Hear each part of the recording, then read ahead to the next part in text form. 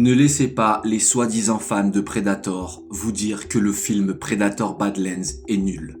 C'est ma première vidéo coup de gueule parce que j'en ai vraiment ras-le-bol des fans de la première heure. C'est toujours la même chose avec eux, que ce soit Star Wars, que ce soit Alien, et là maintenant Predator. J'en ai marre de ces gens-là qui veulent décider à notre place de ce que ça doit être Predator.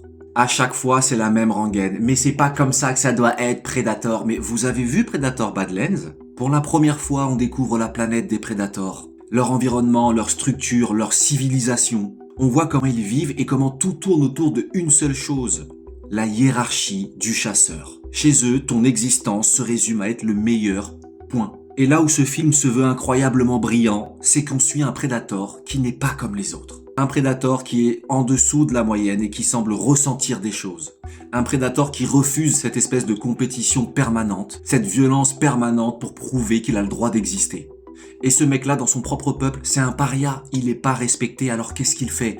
Il va sur une planète super dangereuse pour prouver sa valeur, pour prouver qu'il vaut quelque chose en tant que prédateur. Et là, c'est là que le film est incroyable. Pour la première fois, nous spectateurs, on va s'identifier directement à un prédateur.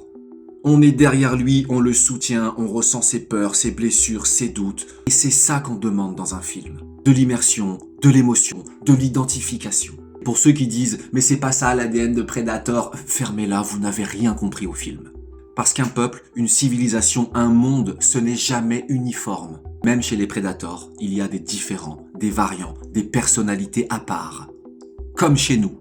Et c'est justement ça qui fait tout le charme du film. C'est même ce choix-là qui rend le film unique. Donc soit vous regardez ce film pour ce qu'il apporte de nouveau à la saga, soit vous allez continuer à vous LeBron James sur Schwarzenegger dans la jungle si ça vous fait plaisir. Mais laissez les autres apprécier quelque chose qui pour une fois apporte un truc nouveau à une saga qui existe depuis plus de 20 ans.